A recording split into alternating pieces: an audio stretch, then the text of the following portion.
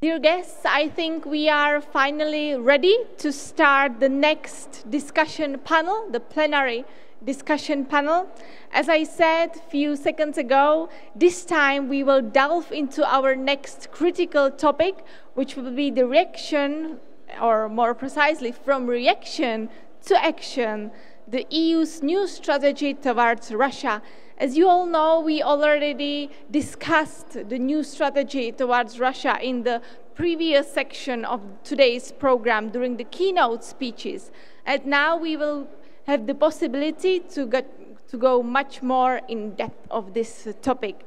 And I can see that most of you are already ready to join another discussion panel. So please welcome speakers of our next panel. Let me welcome here on the stage Mr. Jaroslav Kurfürst, Director General for European Issues from the Czech Ministry of Foreign Affairs. Let me also welcome here Zhanna Nemtsova, co-founder of Boris Nemtsov Foundation for Freedom. Hello. And I would like to also welcome here Mr. Dirk, Schuebel, EU Special Envoy for the Eastern Partnership.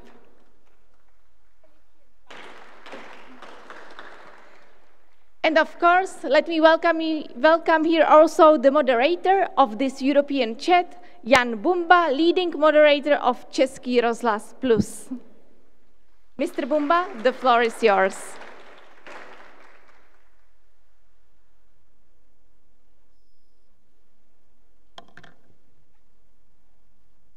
Hi everyone, hello. Thank you for the introduction and thank you for the floor. My name is Jan Bumba, I work for the Czech National Radio, and I'm really pleased and honored to be able to host this debate. Before we start, one important thing, as you probably already know, you may also join this discussion and ask questions via the Slido tool. So if you wish to use it, there are QR codes everywhere, and please do so. I've got this here. The questions will appear here, and I'll ask them if you have any, and you're very, very welcome to join the debate yourself. The title of this panel is From Reaction to Action, the EU's New Strategy Towards Russia. And when I first read the title, my first reaction was, new strategy, really? Was there ever an old strategy? And if yes, why didn't anyone notice? So I believe that we have to focus on the question whether it's plausible to create a real functioning strategy and not just a sheet of paper. I'm really pleased to have these distinguished guests here with me, and before we start, one more thing about Jaroslav Kurfürst. He has to leave a little early. I'm saying that just so that you don't get the impression that he's leaving the difficult debate, but he really has to be somewhere else. But while he's here, and it's a question for all of you, does the EU actually need a common strategy towards Russia, Mr. Kurfürst? Thank you.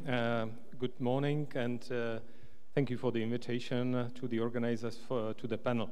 To your question, it's a very simple answer. Of course, yes. If you look at the history, there is no a single case where you pursue a successful policy without having a strategy. So to have a successful strategy, you need to have a common goal where everyone agrees. And then the strategy is really the approach. This is a policy. These are steps. So basically, this is something we definitely need. If you take the European Union, it's 27 member states. These are also the European institutions.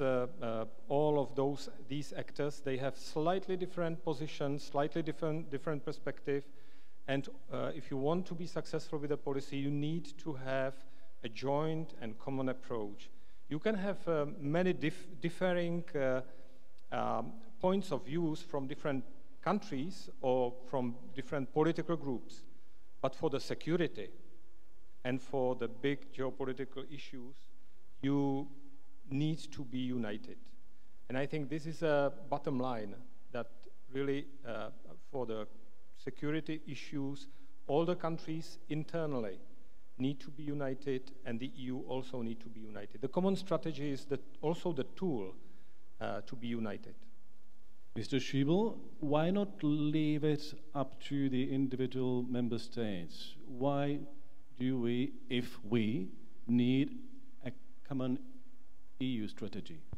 Well, first of all, it was mentioned even by Madam Speaker, I think before, that we have been fairly successful in creating a geopolitical commission, which was at the outset formulated as the main goal by President von der Leyen. And I think we have been successfully doing so, partially also forced, of course, through the events in Ukraine, the fully fledged war. But I think it is really a time where leadership is needed, where the EU should act together jointly, because only jointly we can withstand the Russian aggression and can help Ukraine in the most efficient way. And that's what we have been doing. Now, on your question on the strategy, first of all, I would dare to disagree also with Madam Speaker saying that we have had no strategy, or with what you said. We had a strategy, we had the 5 principles, and I dare say that even the 5 principles at that time were the most common denominator that we could find among the 28 member states by that time. And I think some of the principles are still valid, and that is also can be seen now in what we have declared our wartime approach on Russia, which has been formulated quite clearly at the Foreign Affairs Council in November 2022, and where you see some very concrete principles that member states are supposed to follow and do follow. Later on, if you want, I can name them. But I think it is not far away from calling it a strategy. We just don't call it strategy, we call it approach at this time. And we are very happy that all 27 have been following this wartime approach to a very large degree so far. I'll come back to those 5 principles which you've mentioned, but let me ask Zhanna Nemtsova now about the EU strategy or common EU policy towards Russia. Do you see? Thank you very much for having me today. I'm not a European politician to define your strategy towards Russia, but I know the guiding principles. Before our session, I checked them, and it was written in the synopsis that all of them are dead, but I do not agree. So there are 5 principles, and one of which I think is now being implemented, strengthening the resilience of the European Union. For example, energy security, hybrid threats, or strategic communication. So I think this is not a bad principle. The only problem is that the European Union started to do it at scale after the full invasion of Ukraine when it comes to energy security. But I want to elaborate on another principle which was in the strategy announced in 2016. It is a need to engage in people-to-people contacts and support Russian civil society. So I think that European Union, along with the United States of America, offer a lot of support to Russian civil society abroad and still at home to some extent, though it's very difficult. But there is a problem with people-to-people engagement. And I want just to set, I know that everybody loves examples, and I want to set one very recent example and to congratulate actually Czech authorities on uncovering how Russia tried to project its influence in Europe by bribing politicians, including notorious Piotr Bystron and others. And those politicians, some of them are under investigation right now. They spread pro-Kremlin narratives through the web portal Voice of Europe, which was located, by the way, in Prague, not anymore. And this effort was carried out by Viktor Medvedchuk, who is the godfather of Vladimir Putin. I think this is the right translation of Kum Putina. And also his associate, Artyom Marchevsky. And Artyom Marchevsky holds dual citizenship, Ukrainian and Israeli. And I think that this case is illustrative in many ways, one of which is that citizenship does not define a person. And second, if people are not sanctioned by the European Union or the United States of America, and they have money and connections, they can make their way to Europe. And some sanctions, some punitive measures like full or partial visa ban, full visa ban actually is here in the Czech Republic, mainly hit people with no connections and no money. And I want to ask a question. Do I have some time or no? I have to stop here. Oh no, please carry on, carry on. 2 minutes more. So I want to ask a question. It's a question to you and to myself. Does isolation of Russians help? And my answer is based on the most recent Bloomberg report. You can find it online. And it says that 1 million people left Russia in 2022, and from 40 to 45% of Russians returned back home.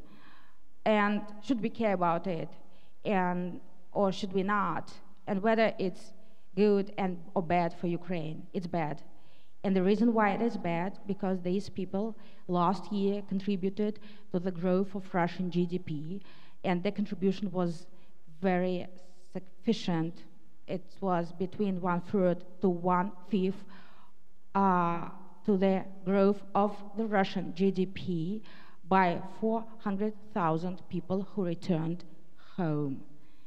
I think this is something, this is food for thought, that those resourceful people had no choice but to go back, and with this I will stop.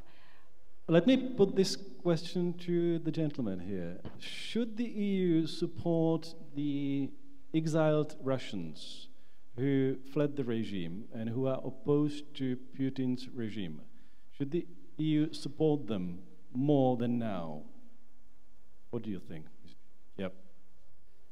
First of all, we do already support a number of exiled Russians, namely those who belong to the democratic forces who left the country, and to civil society. We have increased our support for both Russian civil society and also for members of the democratic forces quite considerably, to demonstrate also who we see as the future of the country.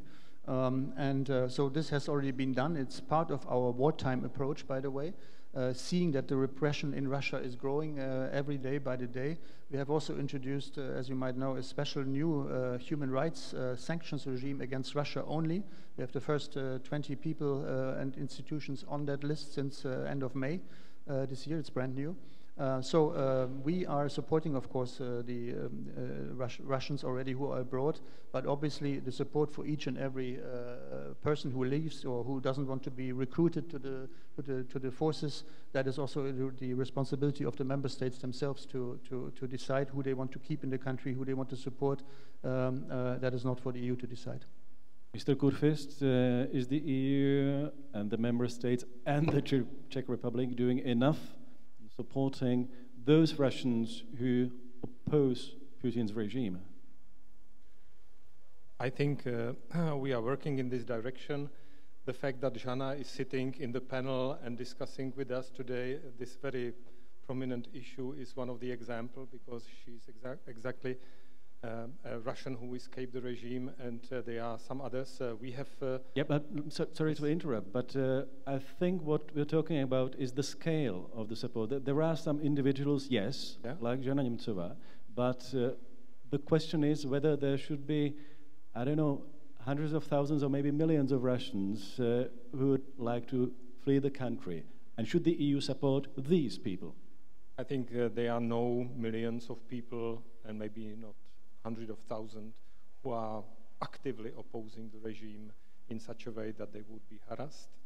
There are groups of people in Russia who are really brave, who are Democrats, and of course we are trying to find ways how to support them. If they are in Russia, some activities on their support would be maybe counterproductive, so we should be very careful, because we need not to feed some need of our own conscience, but really help them.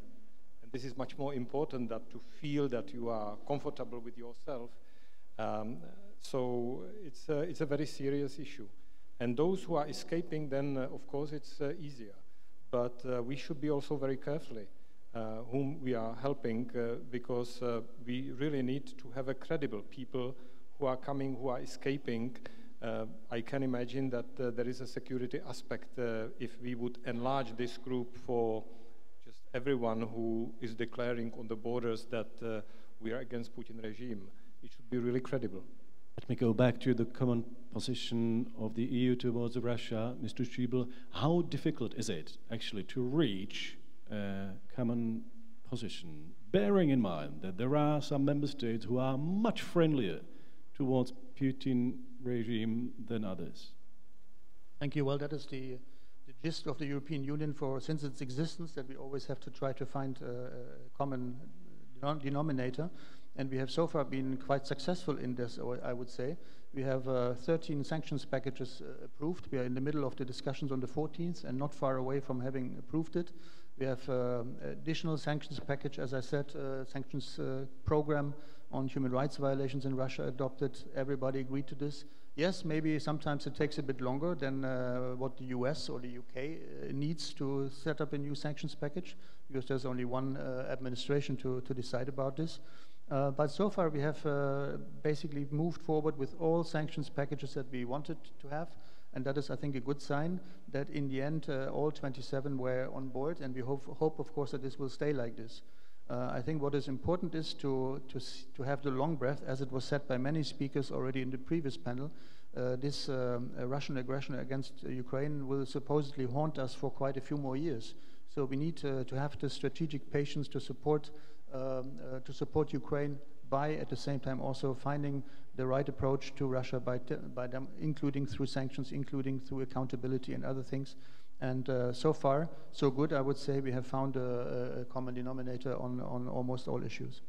Ms. Nemtsova, when we are talking about this common position of the EU, is Russia actually actively trying to divide the EU?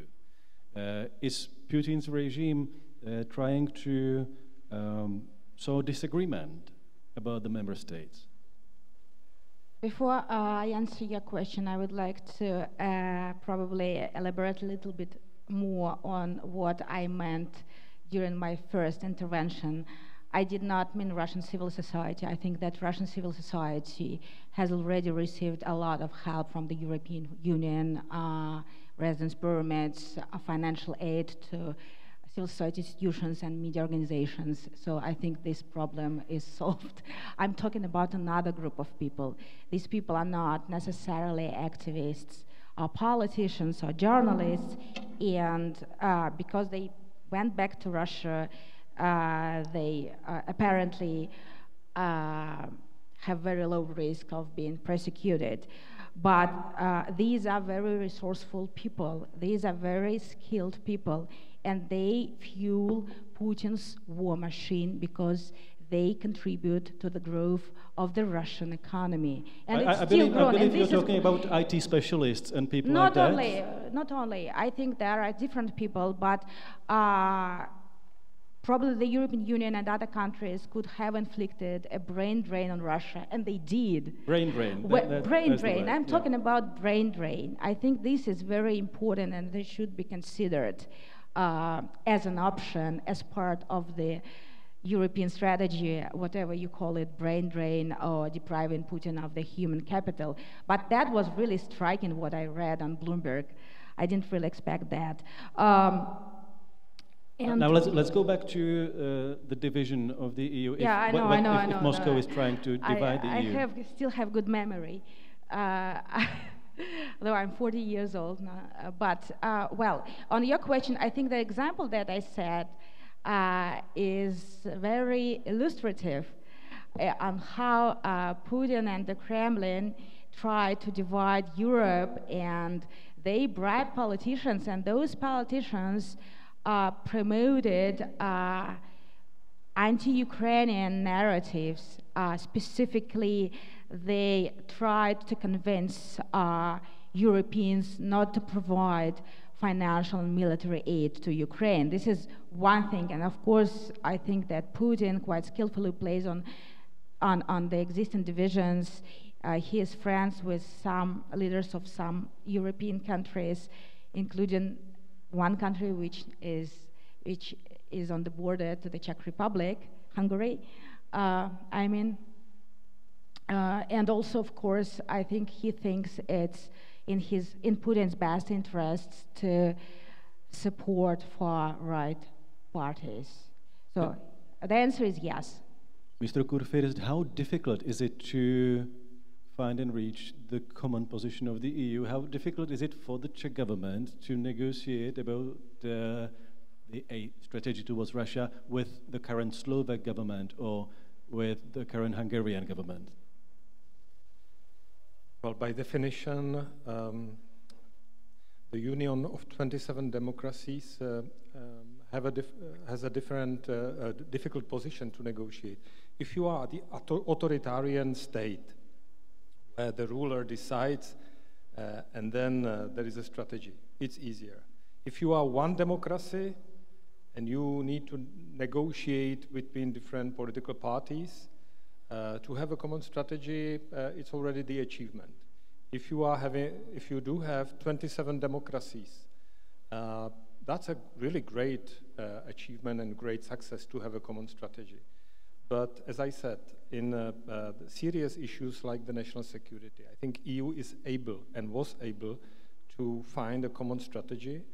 Still, I think, and always that will be the case when really different geographical distance, different geographical point of views or angles of view will be the challenge.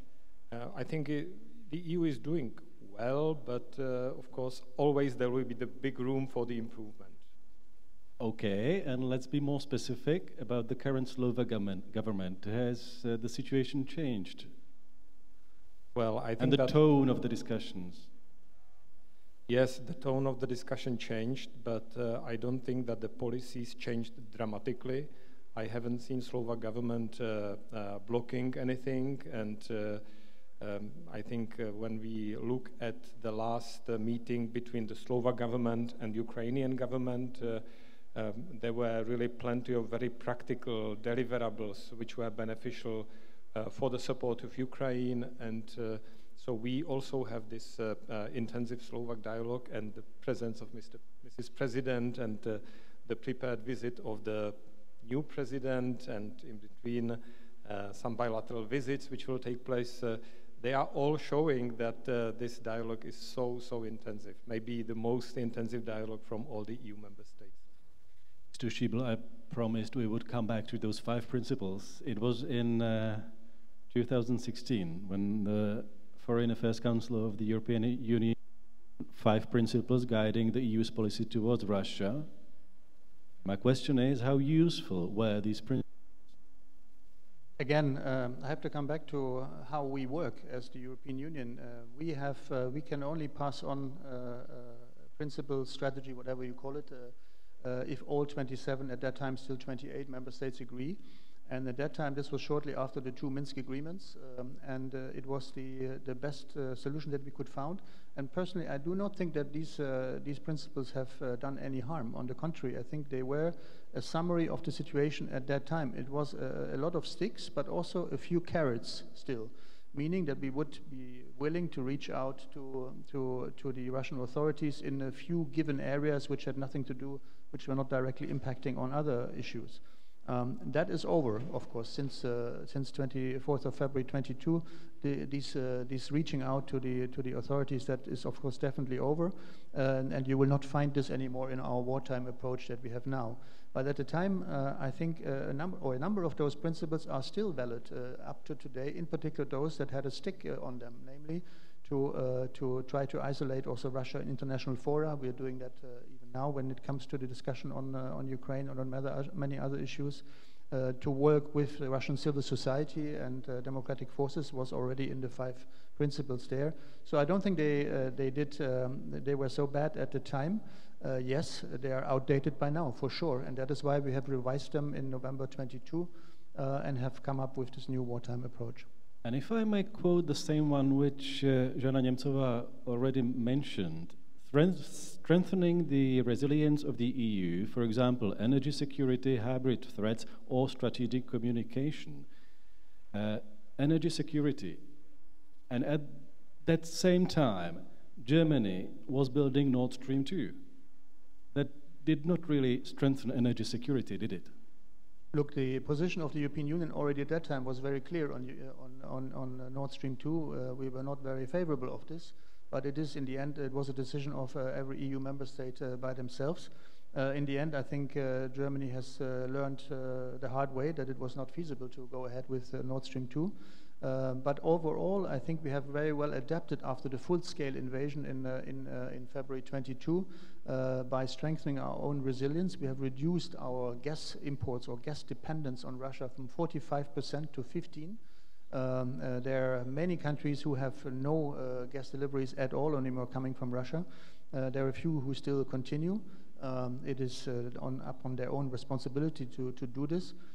So we're also trying to react to the hybrid threats, which have massively increased since the full-scale invasion of Russia, of Ukraine by Russia. And we're looking also in the communication side, but of course it's not easy to counter a massive propaganda machinery which is financed every year with billions of not only rubles but dollars and euros. To have in our democratic societies to have an even countering is super difficult to do, but we are trying to also face this challenge. We have our Stratcom team in Brussels, which is helping. There are many member states who have similar bodies now to counter false information and fake information. So we're trying to strengthen our own resilience against the growing Russian influence and threats. Yeah, I must repeat again, those 5 principles were adopted in 2016 when we're living in a completely different world today. In the meantime, European countries clearly misjudged plans and intentions of Vladimir Putin. Mr. Kurfürst, think that Europeans have learned their lesson? Yes, I think that the EU member states have learned the lesson.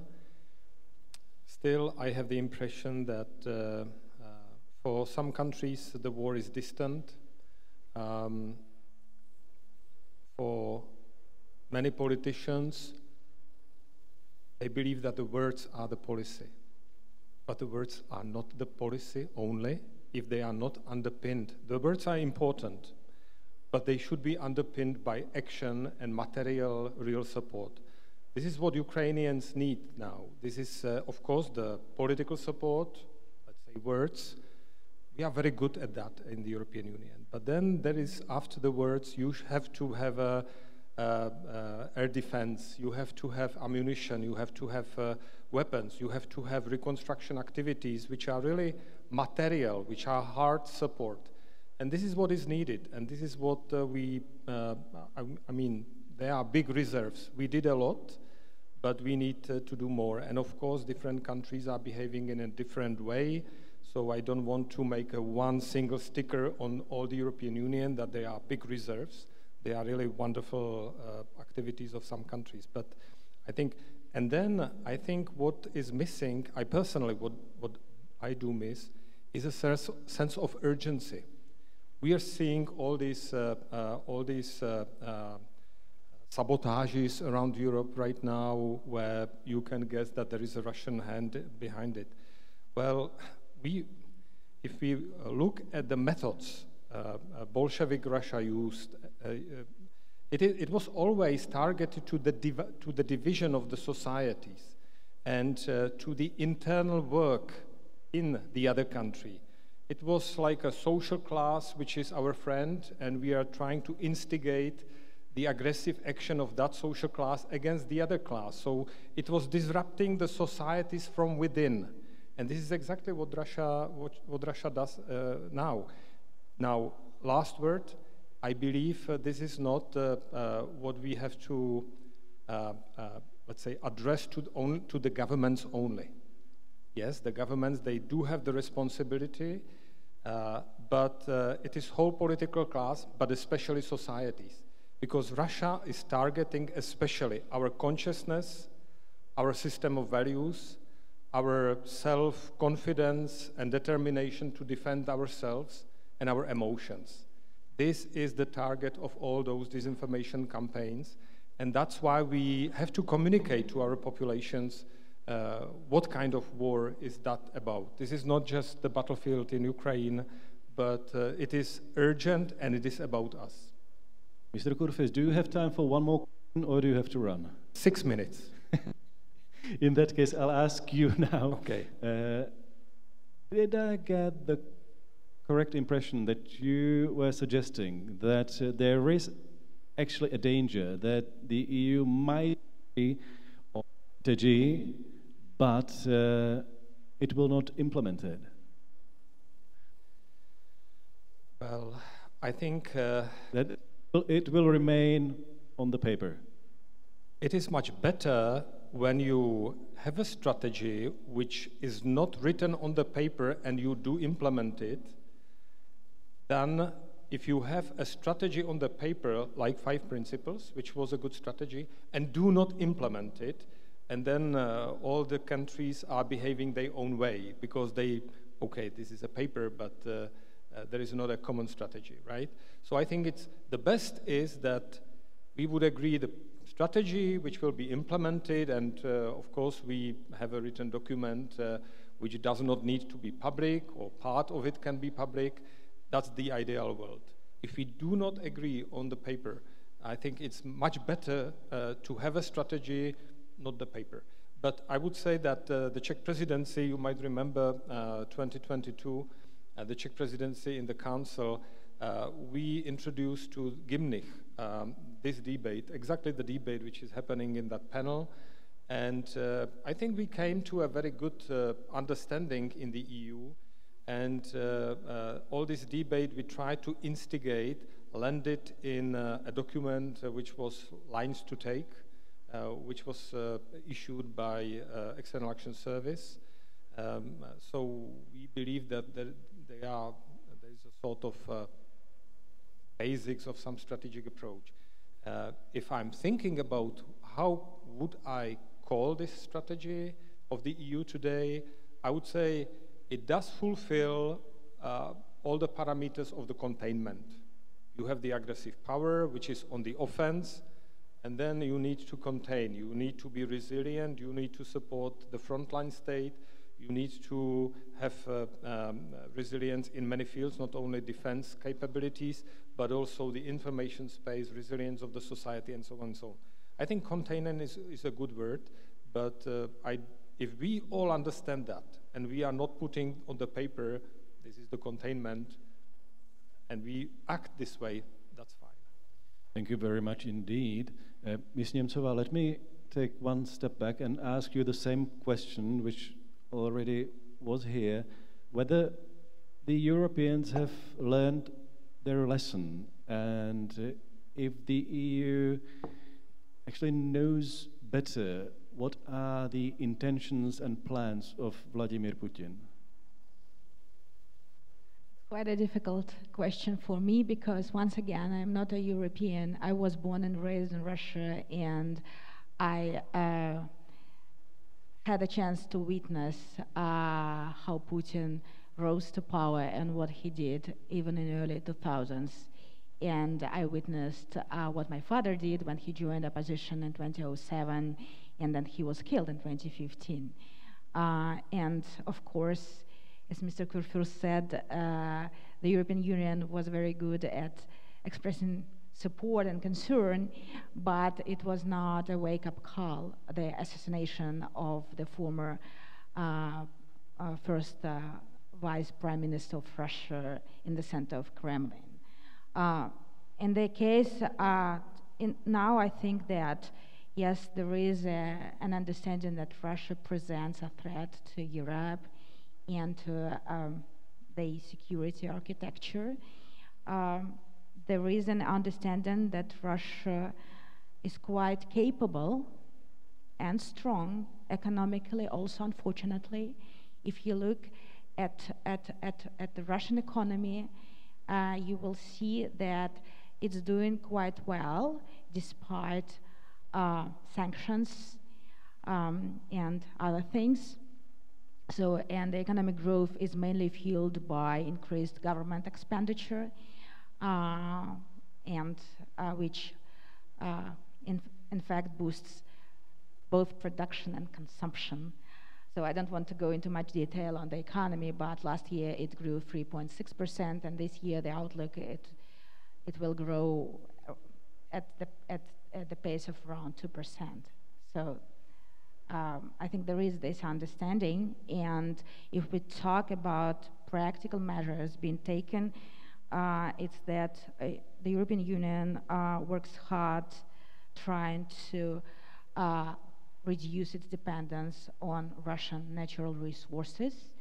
So, and the European Union now buys less oil and gas than it used to buy in 2021. Then the European Union was very much dependent on Russian gas, and it bought more than 1/3 of its annual consumption. So this is a sign that there is this understanding, but I think that it's very difficult to predict Putin's actions. So there is understanding that this is a threat, but what actions he will take is still a question. For example, just one example is that if Putin opts for using nuclear weapons, for example, nobody knows. But I think but nobody knows. Mr. Schuebel, before you the same question, whether the Europeans have learned the lesson, Zhanna mentioned sanctions. Do you think that the sanctions have failed? Because apparently Russia's economy not only surviving, but still is capable of supporting the war machine. No, the short answer is I don't think that they have failed.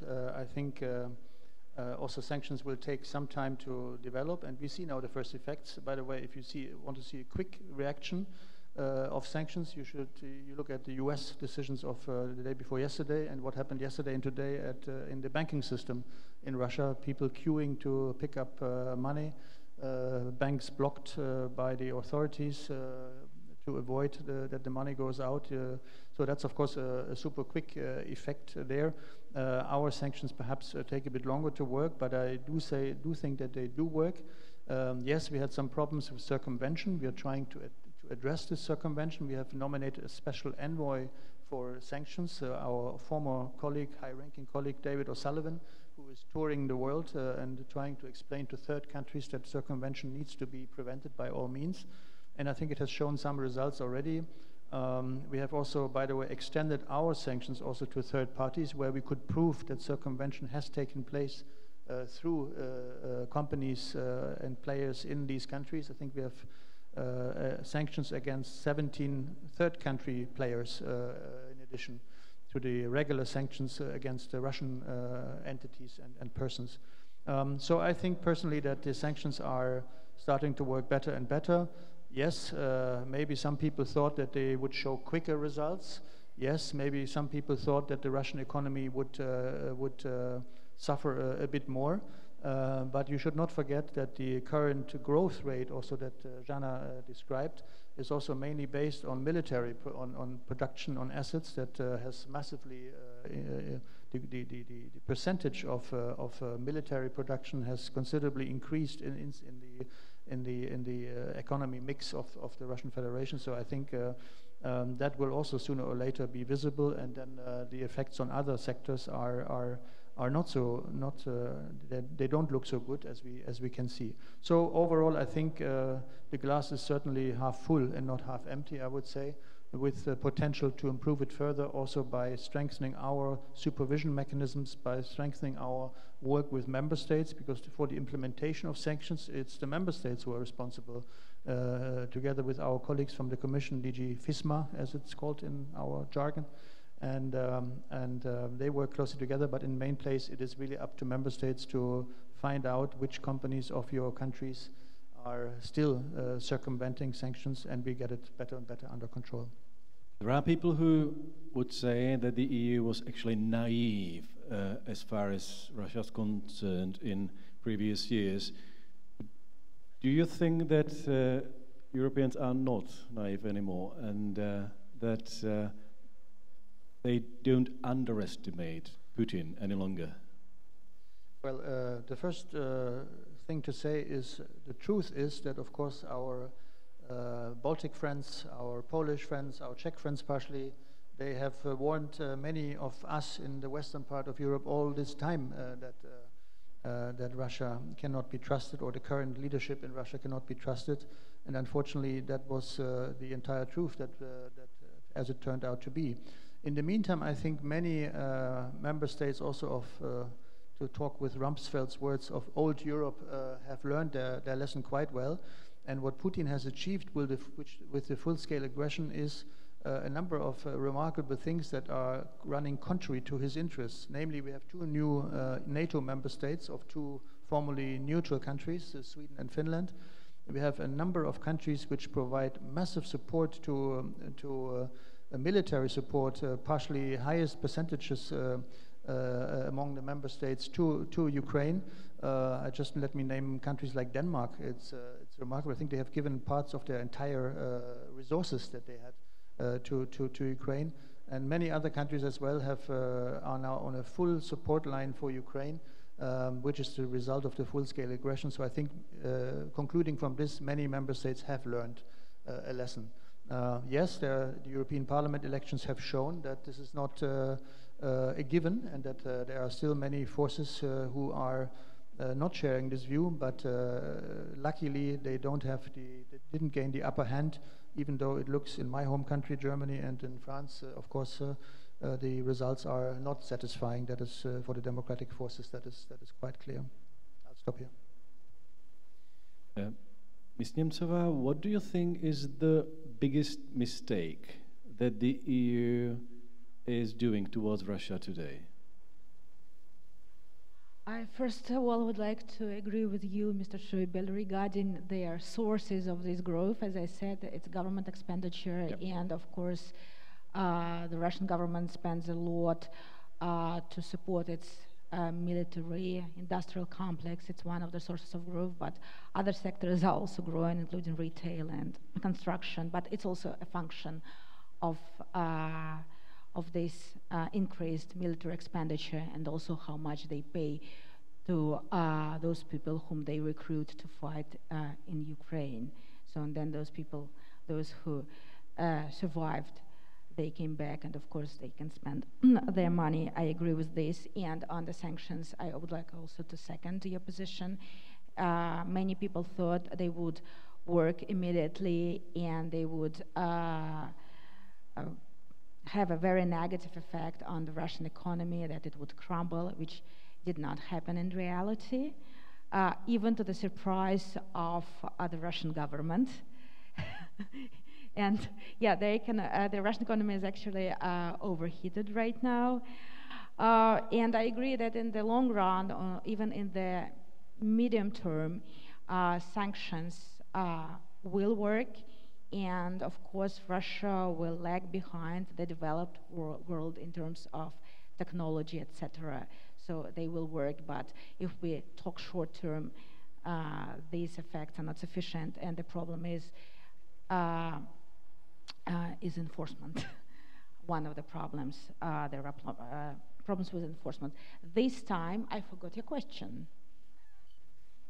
The question was, what, in your opinion, is the biggest mistake that the EU is doing in its position towards Russia? Yeah.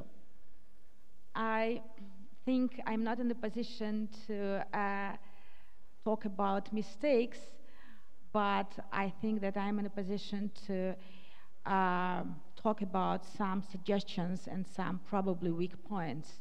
And that was it was in my initial remarks about this situation when some people, 45% of Russians, went back and they fueled the economic growth.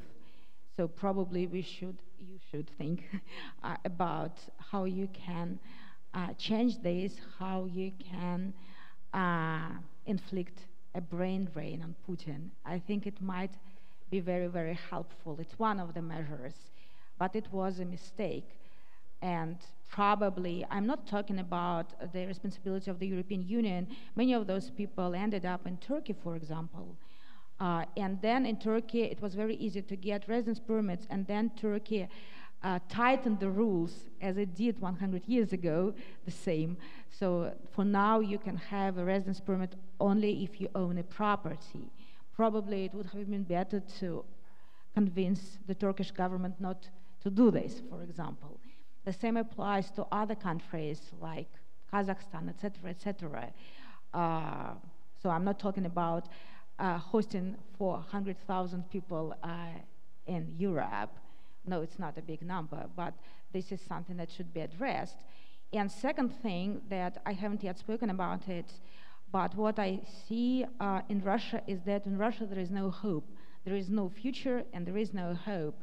And people are hopeless because they know they cannot change anything inside the country, taking the level of repression. Putin has not yet outpaced Stalin, but the level of repression is incredible. We have more than 1,000 political prisoners in our country, and we will have more. So people are helpless there. They also think that they cannot escape. They don't see any exit strategy from Russia because of Putin's propaganda, of course, but also because of multiple punitive measures or restrictive measures, whatever you call it. So I think that another line of thinking should be how we can show that people can have future and can have hope and can thrive in democracy, and this is more convincing than any papers and any statements. Something should be done that people can see that also Russians or Belarusians can thrive in democracies. So these examples, I think, are very important to somehow influence the public opinion in Russia. Mr. Schuebel, it's a very specific question. Should the EU encourage a brain drain from Russia? If yes, how? Very good question that I have never been asked and never heard before, but I've seen now also that this argument is now reinforced. I saw it in Moscow Times. I think the article that you saw is an article that is published in Moscow Times also to do that. I don't think we should actively promote such process. I don't think that the EU, it is up to the EU. That would be my gut feeling, but there's we should not. But it's not up to us to promote such processes. It might come on its own if the situation worsens in the country. Let's see what comes out now with this banking story following the additional US sanctions. But it is, of course, clear that Russia has already lost, or the Russian government has already lost a lot of intellectual forces, be it in the IT sector, be it in other sectors. And I'm sure if the situation doesn't get better, there will be more people who will leave the country if they can. That is the question. So, but I don't think it's up for us to, as EU, to organize something like this. I had just a short remark. You don't have to call it brain drain. You can call it people-to-people contacts, and it's in your strategy. I think that it's important to restore people-to-people contacts. And now I've got some questions here via Slido. How should we deal with exiled Russians who are against Putin but are ambiguous about Ukraine's existence, for example, Crimea, which was also the case with late Navalny? Schuebel. I think it was the case with early Navalny, not so much with late Navalny. I think he revised his view, if I remember correctly. But I think our position is very clear. We support the full territorial integrity of Ukraine, and only once this is fully re-established, we can reconsider our relations with Russia, and with many other factors that need to be considered, meaning payment of reparations and bringing the responsibles to justice. Only then we can talk about this. And those who do not support in Russia, who are not of the view that Crimea belongs to Ukraine, I think it will be very difficult to have a meaningful conversation. May I also Yes, please, add yeah. to this, because I know a lot about Alexei Navalny, and I want to say that it's not about even early Navalny. Navalny has never supported the annexation of Crimea, and you can find his op-ed in the New York Times that he wrote in 2014, and he explained his position very clearly. But the thing is that he said one sentence that was taken out of the context, not from the New York Times op-ed, but from his interview to Echo of Moscow, to Alexei Venediktov, who came to him when he was under home arrest to interview him, and he took this one sentence. Of course, politicians should be careful about how they say things. And now everybody who follows Russian politics abroad thinks that Navalny supported the annexation of Crimea. No, you just can check his op-ed in the New York Times, and you will see that's not the case. There's a couple of questions about the possible development of relations between the EU and Russia after the war. How do you see the parties collaborating in the future? If Ms. Nemtsova would like to start? Okay, Mr. Schuebel then. Well, I think I mentioned already a number of points previously. Our position is also expressed in this wartime approach, basically, what we expect to happen. We expect a full withdrawal of Russian troops from all occupied areas, including Crimea.